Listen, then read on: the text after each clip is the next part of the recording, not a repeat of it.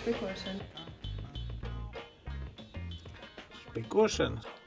Es zinu. Špikošana ir špikošana. Špikošana ir neatļaut materiālu izmantošana kontroldarba laikā. Pati, protams, esmu špikojusi. Kā jūs minēju, mūsdienu jaunieši visi špiko kā viens. Skolā esmu, tagad arī špikoju. Visu laiku jāšpiko taču ir.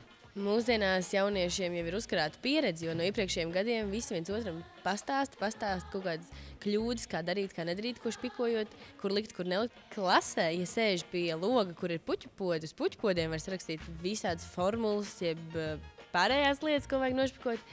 Var rakstīt uz sienas ar zīmolu, var sarakstīt, iepriekšējā dienā aiziet ar zīmolu, sarakstīt uz galda visu, lai neviens neredz, bet tu zini, kur tas ir sarakstīts.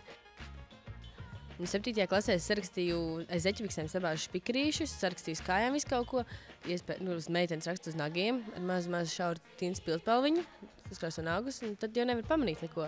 Vēl var rakstīt uz lineāliem, esmu dzirdējis arī, ka raksta uz tāfelēm aiz skolotāju pasniedzēju, kas stāv. Priekšā sēdošiem uz kakla, jeb salīmē špikrīšus uz muguras, un meitenes tos paslēpjas matiem. Ienākot klasē, nekas nav pamanāms, un tad sēžot viņi aizliek aiz auss, un viss ir skaidrs. Vēl es esmu dzirdējis, ka raksta uz kurpju zolēm, špikerus, un sēžot saliek kāju pār kāju, un tad ir nošpikot. Vēl, protams, var printēt uz rūtiņa lapas ar gaišākiem burtiem. Tā, kad it kā viņas redz, ja tu zini, kur viņi ir tie burti, bet pasniedzējs nekad nevar iedomāties, kad saprintēt uz balta lapas kaut kas ir. Morfoloģijas eksāmenā ir pa vārdšķirām sadalīti špikrīši. Vienā zābakā viena vārdšķira, otrā ir otra vārdšķira. Tad ir 8 mazas šķupiņas, un tev ir jau jāizdomā, kurā vietā tev ir špikeris, lai tu vispār kaut ko varētu nošpikot. Puisis, kas apdrukāja ar palielināmo stikliņu pildspalvas matemātikas eksāmenam un rakstīja tur formulas visādas. Un tad, kad mēs gājām iekšā, viņam bija skaisti salikti vienā pusē līdz 15. biļetei, smuki pēc kārtiņas pildspalvas, otrā pusē 15. līdz 30. biļetei. Man bija jāiemācās dzejolis, un es viņu ierunāju mājās telefonā, ar skoču pielīmēju šeit talstiņu, skolotāji bija tajā pusē un noskaitīju.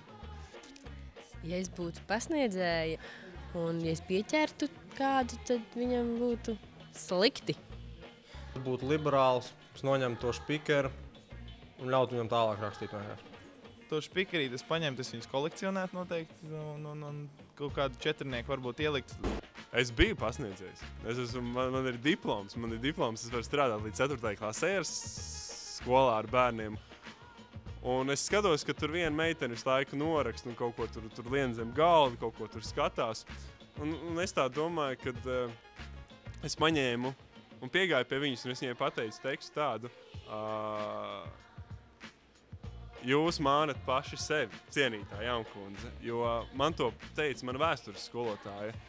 Vienmēr, kad viņi izgāja ārā vēstures kontroldarbā, viņi vienmēr gāja ārā no klases, un viņi gāja ar pēdējiem vārdiem, jūs mānat paši sevi.